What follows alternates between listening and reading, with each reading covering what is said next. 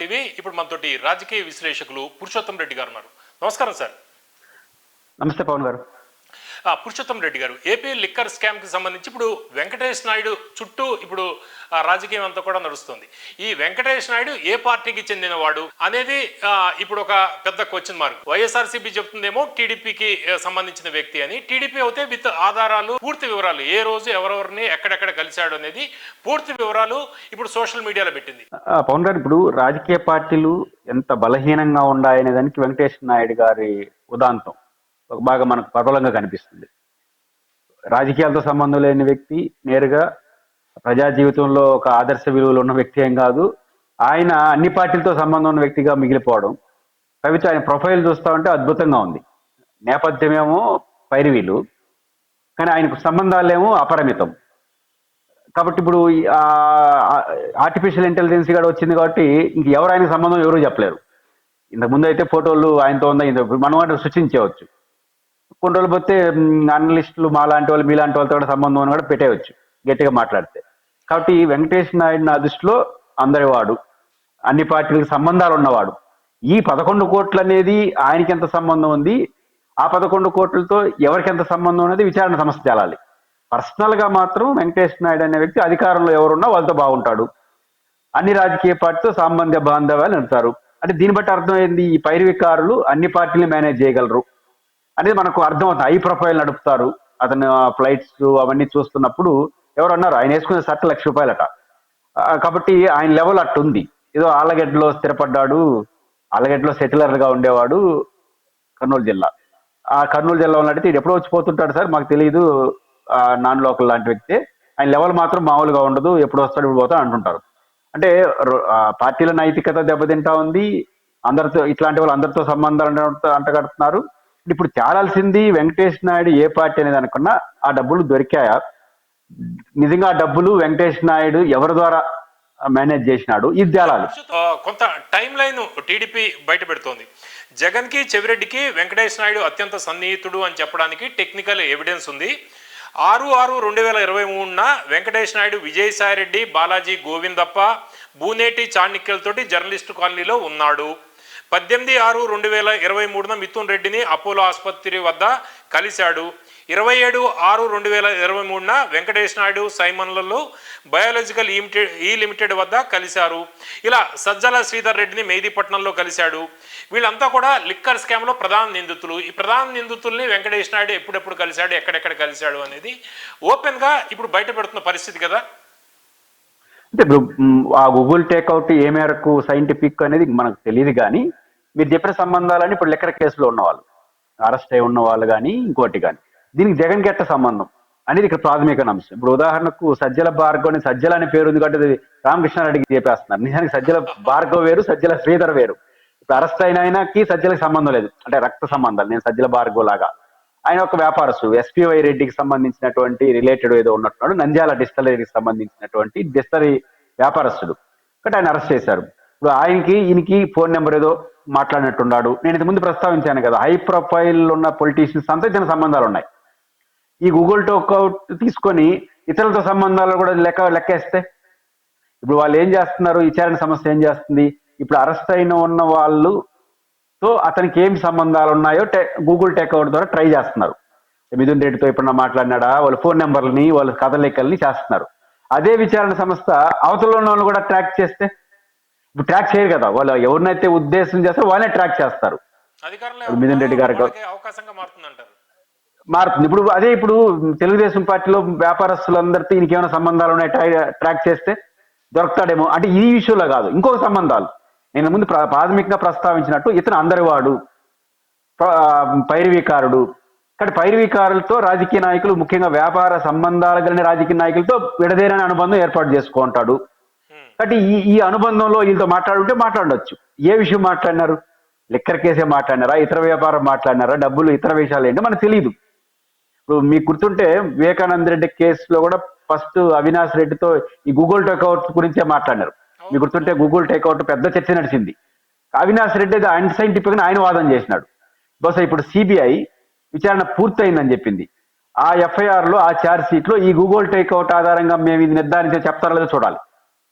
ఆ రోజు మాత్రం గూగుల్ టేక్అవుట్ ప్రధానంగా ప్రస్తావించారు. ఆ గూగుల్ టేక్అవుట్ అనేది అన్సైంటిఫిక్ అనేది వివేకానంద రెడ్డి కేసులో అవినాష్ రెడ్డి నన్ను టార్గెట్ చేస్తున్నారు పలానరు అని. అది రేపు ఇప్పుడు ఈ సిబిఐ ఛార్జ్ షీట్ లో కానీ ఇప్పుడు సుప్రీంకోర్టు చెప్పింది కదా, దాంట్లో ఆ గూగుల్ టేక్అవుట్ ద్వారా మేము ఇది ట్రేస్ అవుట్ చేసామని ప్రస్తావన చేయకుండా ఉంటే ఆ రోజు జరిగిన చర్చ అంతా తప్పుడు చర్చగా చూడాల్సి వస్తుంది, లేకపోతే ఇంకొక రకంగా చూడాల్సి వస్తుంది. కాబట్టి ఇప్పుడు ఈ సంబంధాలు ఏంటి, సైంటిఫిక్ ఎంత, ఆ గూగుల్ టేక్అవుట్ సైంటిఫిక్ ఎంత, రెండు ఇతరులతో కూడా ఆయన సంబంధాలు ఉంటే ఆయన అందరితో వ్యాపార సంబంధాలు ఉన్నట్టు లెక్క. ఇంక ఇప్పుడు రాజకీయ నాయకుల వ్యాపార సంబంధాలన్నీ దేంతో ముడిపడి ఉంటాయి? ఖచ్చితంగా అనధికారికంగా సంపాదించే డబ్బులు ఆడబెట్టడం బట్టి ఇవే కదా రాజకీయ వ్యవస్థలో ఉన్నది. కాబట్టి దానికి ఈ సారా కేసులో వచ్చిన దానికి ఫస్ట్ పవన్ గారు బేసిక్ గా ఇప్పుడు ఉదాహరణకు డిస్టిలరీల్లో ఒక 10 కోట్లు సజ్జల శ్రీధర్ గారు ఇతని ద్వారా ఎక్కడో ఒకసారి పెట్టుబడి పెట్టి అనుకుందాం. ఆ 10 కోట్లు కరప్షన్ డబ్బు ఎందుకు అనుకోవాలి? డిస్టిలరీ ద్వారా ఒక సహసిద్ధంగా ఆదాయం కూడా వస్తుంది కదా. ఒక డిస్టిలరీకి 100 కోట్ల ఆదాయం అయితే వస్తుంది, బాగా సారా వ్యాపారం బ్రహ్మాండంగా జరిగింది కదా, అప్పుడు జరుగుతుంది ఇప్పుడు జరుగుతుంది.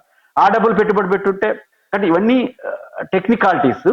బట్ దీనివల్ల ఏమవుతుందంటే విచారణ పేరుతో ఇంకొన్ని రోజులు లోపల పెట్టడానికి, ఇంకొంతమందిని విచారించడానికి మాత్రం ఇవన్నీ పనికొస్తాయి. బట్ కోర్టుకు వచ్చేసరికి ఈ డబ్బులు వాళ్ళదేనా, దానికి లింక్ ఏంటి? ఇప్పుడు సజ్జల శ్రీధర్ గారికి ద్వారా 11 కోట్లు వచ్చాయి అనుకుందాం టెక్నికల్ గా. ఆ సజ్జల శ్రీధర్ గారు అవునండి నేను సంపాదించిన 10 కోట్లు ఆయనకి ఇచ్చాను అని ఆయనని, ఈయనంటే మళ్ళీ ఎవరు చేయగలుగుతాడు? ట్యాక్స్ కట్టారా లేదు? ఉండదు. 2000 రూపాయల నోట్లు ఎట్ట దొరికాయి అనేది పెద్ద ప్రశ్న కదా. నాకు ప్రాథమికమైన ప్రశ్న ఏంటంటే, ఈయన ఎవరైతే ఉన్నాడో కసిరెడ్డి అరెస్ట్ అయ్యే అవకాశం ఉందని మీకు నాకు కూడా ఒక నెల ముందే తెలుసు. ఎందుకంటే విజయసాయి రెడ్డి గారు ఆయన పేరే ప్రస్తావించడం, ఆయన పేరు నడుస్తా ఉంది. నా డౌట్ ఏంటంటే అధికారం పోయింది, ఇంకొక నెలలోనూ మనకే ఒక నెలలో అరెస్ట్ అవుతాడో తెలిసి ఆయనకి ఇంకో 2 నెలల ముందే తెలిసి ఉంటుంది కదా అరెస్ట్ అవుతాడని. ఈ కేసులో ఉంటాడు, అరెస్ట్ అయినా కాకపోయినా విచారణ కోసం తెలుసు కదా. తెలిసిన తర్వాత ఆ 11 కోట్లు వైట్ మనీని తీసుకొచ్చి ఫామ్ హౌస్ లో పెడతాడా? ఇది నా ప్రాథమికమైన డౌట్. నేను తప్పు చేయలేదని చెప్పను, తప్పు చేసిన ఇంకోటి జాగ్రత్త. 11 కోట్లు ఫామ్ హౌస్ లో కరెన్సీని ఇట్లాంటి విచారణ రాబోతామని తెలిసిన తర్వాత ఎవరైనా పెట్టేస్తారా అని ఒక మౌలికమైన ప్రశ్న ఉత్పన్నం అవుతుంది. అందువల్ల ఇప్పుడు అందుకే కదా కోర్టు ఆర్బీఐ మన బ్యాంకులో జమ చేయమంది. ఇప్పుడు ఆడొక టెక్నికాలిటీస్ వస్తుంది, ఇట్లాంటి డబ్బులు దొరికితే ఈడీ కదా తీసుకోవాలి. ఉండేది పవన్ గారు బేసిక్ గా మనీ దొరికితే ఆ తర్వాత ఈడీ ఐటీ డిపార్ట్మెంట్కి వెళ్ళిపోవాలి. అది వాళ్ళకి వెళ్ళి వాళ్ళ ద్వారా తీసుకోవాలి. వీళ్ళు అసలు సరాసరి వీళ్ళు బ్యాంకులు ఎట్టేస్తారో తెలియదు, కోర్టు ఎట్టా చెప్పింది వీళ్ళు ఎట్టేస్తారు, ఇవన్నీ కాంప్లికేట్ వస్తున్నాయి. కాబట్టి దీని రాజకీయ వైరంగా మారుతా ఉంది. ఇంక ఇదేం చాలదు నాకు తెలిసి, ఇది ఎక్కడ తెలియలేదు పాడలేదు. కానీ ఒకటి జరుగుతుంది, ఇవన్నీ ఉన్నాయి కాబట్టి కసిరెడ్డి చుట్టూ వీళ్ళు బయటికి వెళ్తే ఇప్పుడు బెయిల్లో అభ్యంతరం చెప్పడానికి ఇది ఒక ఆయుధంగా దారుతుంది. ఇప్పుడు మిథున్ రెడ్డి గారు ఉన్నారు, ఇప్పుడు బెయిల్ రేపు చర్చ జరుగుతాను కదా, బహుశా వాయిదాలు పడతా ఉంది బెయిల్ పిటిషన్. ఆ టైం ఇప్పుడు వీళ్ళు అభ్యంతరం చెప్పడానికి ఇది ఒక మంచి అవకాశం కదా. 11 కోట్లు ఈ రోజు ట్రేస్ అవుట్ చేశాము, వీళ్ళందరికీ సంబంధం ఉంది కనిపించింది, దీన్ని మొదట ట్రేస్ అవుట్ చేయాలంటే ఇప్పుడు బెయిల్ నిరాకరించండి అని చెప్పుకోవడానికి మాత్రం ఒక ఆయుధం వస్తుంది. వాళ్ళు కూడా ఇవన్నీ అబద్ధాలు మామూలు వాళ్ళు వాదిస్తారు, కోర్టు దేన్ని నమ్ముతుందో చూడాలి. ఓకే, అంటే ఇందులో ఈ జగన్మోహన్ రెడ్డి గారి ఓవరాల్ గా ఈ కేసు, ఎందుకంటే 12 మంది అరెస్ట్ అవ్వడం, ఇప్పటిదాకా అరెస్టులు చూపించడం, జగన్మోహన్ రెడ్డి గారి దగ్గరికి వస్తుంది కేసు అనేది కూడా, అంటే ఆయన అరెస్ట్ కూడా ఉండొచ్చు అనేది గత కొన్ని వారాల నుంచి కూడా పెద్ద డిబేట్ జరుగుతుంది కదా. ఈ డబ్బులు డైరెక్ట్ ఫిజికల్ గా లభ్యమయ్యేటప్పటికి కొంత వ్యతిరేకత పెరగట్లేదంటారా వైఎస్ఆర్సీపీకి, లేకపోతే ఈ ఏపీ లిక్కర్ స్కామ్ కి సంబంధించి? ఖచ్చితంగా రాజకీయ చర్చ నడుస్తుంది కదా. ఇప్పుడు జగన్మోహన్ రెడ్డి గారిని అరెస్ట్ చేసేస్తే ఈ చర్చ ముగిసిపోతుంది. ఇప్పుడు అరెస్ట్ అయితే ఎందుకు అరెస్ట్ చేసినారు, 1 నెల 2 నెలల్లో బెయిల్ వచ్చేసిన తర్వాత ఆరోపణలు ఇంకా నిరూపించండి కోర్టును వాళ్ళు అంటారు, కోర్టు కథ వెళ్ళిపోతుంది. ఇప్పుడు జగన్మోహన్ రెడ్డి గారు అవినీతి ఆరోపణల కేసు అయితే 16 నెలలు జైలు ఉన్నాడో, జైలు పోయి బయటకు వచ్చిన తర్వాత ఆ కేసు ఇంకా మళ్ళీ ఎందుకు వాయిదాలే, ఇంకా చర్చ ఆగిపోయింది. కాబట్టి రేపు ఇది కూడా అంతే. కాబట్టి అందువల్ల జగన్ గారిని వీళ్ళు ఎన్ని రోజులు చర్చ పెట్టాలనుకుంటారు అన్ని రోజులు అరెస్ట్ కానీ విచారణ కానీ చేయరు. ఎందుకంటే నెంబర్ 1 పర్సన్ అరెస్ట్ చేస్తే ఇంక చర్చ అంతా పోతుంది. కానీ వీళ్ళు చర్చకి ఎక్కువ ప్రయారిటీ ఇస్తున్నారు కదా. జగన్ అరెస్ట్ అవుతాడు అనేది ఒక వార్త, దాని చుట్టూ ఎట్లా అరెస్ట్ అవుతాడంటే ఈ కసిరెడ్డి ఇచ్చినాడు, ఈ సజ్జల భార్గవ్ ఇచ్చినాడు, లేకపోతే సజ్జల శ్రీధర్ ఇచ్చినాడు, ఆడ 11 కోట్లలో చర్చ, ఇవన్నీ ఎప్పుడు చర్చ అవుతాయంటే జగన్ గారు అరెస్ట్ అవుతాడనే వార్త చుట్టూ నడిస్తే బాగా రసవత్తరంగా ఉంటుంది. కాబట్టి వీళ్ళు అందువల్ల నేను ఈ పాయింట్ ఆఫ్ వ్యూలో చూస్తే అంత తొందరగా ఆయన్ని తీసుకుంటారా అనేది అనుమానం వస్తుంది, ముగిసిపోతుంది కదా. అంటే జగన్మోహన్ రెడ్డి గారి అరెస్ట్ చేయాలంటే మరిన్ని ఆధారాలు లభ్యం అవుతాయి కానీ టచ్ చేసే అవకాశం లేదంటారా? అరెస్ట్కి ఆధారాలకి నాకు తెలిసి ఇప్పుడున్న రాజకీయ వ్యవస్థతో సంబంధం ఉండదు. ఇప్పుడు విచారించడానికైతే ఏ ఆధారం అవసరం లేదు. మాకు మిథున్ రెడ్డి గారు ఆయన పేరు చెప్పాడు కాబట్టి ఆయన సమాచారం కోసం విచారిస్తున్నామంటే ఏ కోర్టు అభ్యంతరం చెప్పదు. విచారణ మనం టీవీ డిబేట్లో రెగ్యులర్ గా మాట్లాడుతున్నాం కాబట్టి మనకేదో తెలుసని మనకు కూడా ఒక నోటీస్ ఇవ్వచ్చు. మీరు ఏదో మాట్లాడుతున్నారు మీకు ఏదైనా సమాచారం ఉంటే చెప్పండి అంటే మనకు కూడా నోటీస్ ఇవ్వచ్చు. అది ఆ రైట్ వాళ్ళకు ఉంటుంది. విచారించడానికి ఏ ఆధారం అవసరం లేదు, అనుమానం చాలు. అయితే అరెస్ట్ చేయాలంటే జగన్ గాని పొలిటికల్ డెసిషన్ ఇంపార్టెంట్ నా దృష్టిలో. ఇంతకుముందు కేసు ఇంపార్టెంట్. మీరు ఎంతసేపైనా కేసులో అరెస్ట్ కావడానికి చట్టం ఆధారం మీరు అంటున్నారు. జరుగుతున్న వర్తమాన రాజకీయాల్లో దానికన్నా ఇంపార్టెంట్ పొలిటికల్ డెసిషన్. ఈయన అరెస్ట్ చేస్తే లాభం ఎంత నష్టం ఎంత. యా ఇదే హై ప్రొఫైల్ కదా. చంద్రబాబు నాయుడు అరెస్ట్ చేసినప్పుడు ఇదే కదా మనం చర్చించింది. జగన్ గారిని అరెస్ట్ చేయడం ద్వారా లాభం ఎంత నష్టం ఎంత ఇది ప్రధానంగా చూస్తారు రాజకీయ పార్టీ. అయితే అవి చెప్పవు, బహిరంగ చెప్పకుండా మాకు ఆధారాలు చూస్తున్నాం ఇంకా విచారిస్తున్నాం. అదే స్టడీ చేయాలి కదా, ఎందుకంటే హై ప్రొఫైల్ పర్సనాలిటీ కాబట్టి లాభ నష్టాలు ప్రధానంగా చూస్తారు. ఇప్పుడు జగన్ గారిని అరెస్ట్ చేస్తే ఏమి లాభం అనేది ఒక ప్రశ్న ఉత్పన్నం అవుతుంది. రెండోది జగన్ గారిని అరెస్ట్ చేసి కొన్ని ఎక్కువ రోజులు జైల్లో పెట్టాలంటే టెక్నికల్ ఎవిడెన్స్ అనేది చూపాలి. ఎక్కువ రోజులు జైల్లో పెట్టాలంటే అరెస్ట్ చేయడానికి ఒక వారం 10 రోజులు పెట్టడానికి పెద్ద ఇబ్బంది ఉండకపోవచ్చేమో కానీ ఏదో కారణంతో. అంటే ఆరోపణ ఏంటి? డిస్టిలరీలు, డిపోలు, షాపులు. ఆరోపణ ఏంటంటే ఈ డిస్టిలరీ నుంచి నేరుగా షాపులకు వచ్చేస్తున్నాయి, డిపోలకు పోవట్లేదు. డిపోలకు పోతే సీలు పడుతుంది కదా, సీలు పడితే ఆ ట్యాక్స్ ఎగ్గొట్టున్నారు, ఆ ట్యాక్స్ ఎగ్గొట్టిన డబ్బులంతా అనధికారికంగా జగన్ గారికి వెళ్ళింది అనేది వాళ్ళ ఆరోపణ. ఇది జరగాలి అంటే ఫస్ట్ ఆఫ్ ఆల్ ఏం చేయాలి? ఫస్ట్ ఈ జగన్ గారికి ఎవరి ద్వారా అందాలి? ఒక డిస్టిలరీల ద్వారా అందాలి, ప్రధానంగా డిస్టిలరీలు లేకపోతే మేనేజ్మెంట్. ఆ డిస్టిలరీల యజమానులు 20 సంస్థలు ఉన్నాయి. 20 సంస్థల నుంచి జగన్ గారికి డబ్బులు అందినాయా లేవా? అందినాయంటే ఎట్లా? నేను అందినాయంటే కుదరదు.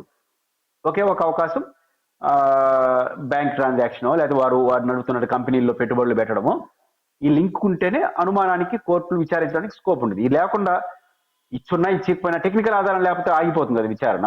నాకు ఇవ్వలేదంటే ఏం చేస్తారు ఎవరైనా? అదొక సమస్య ఉత్పన్నం అవుతుంది. కాబట్టి జగన్మోహన్ అందుకే చెప్తున్నారు. ఇప్పుడు మీకు గమనిస్తే గత కొన్ని రోజులుగా ఈ మద్యం ద్వారా వచ్చిన డబ్బులంతా ఎలక్షన్లో ఖర్చు పెట్టేసినారు అంటున్నారు. ఖర్చు పెట్టిన తర్వాత డబ్బులు ఏడంతాయి? ఎక్కువ 3,000 కోట్లు కరప్షన్ జరిగింది అంటున్నారు. అంతకన్నా ఎక్కువ పెట్టుంటారు ఎలక్షన్. మొత్తం దీని భాస్కర్ రెడ్డి గారు ఎన్నికల మేనేజ్మెంట్ చూసినాడు కాబట్టి ఆయన పెట్టే కాబట్టి అంటున్నారు. కాబట్టి ఆ సిద్ధం సభలు అన్ని వాడారన్న తర్వాత ఇంక డబ్బులే అంటాయి.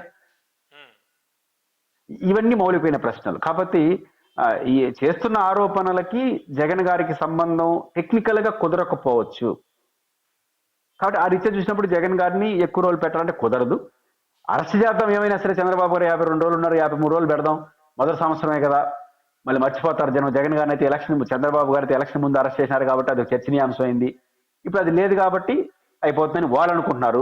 వైసీపీలో ఏమనుకుంటున్నారు? అరెస్టులు అంతా మొదటి సంవత్సరం అయిపోయినాయి అనుకోండి, మళ్ళీ మనం కూడా ఫ్రీగా పని చేసుకోవచ్చు కదా అని వాళ్ళు అనుకుంటున్నారు.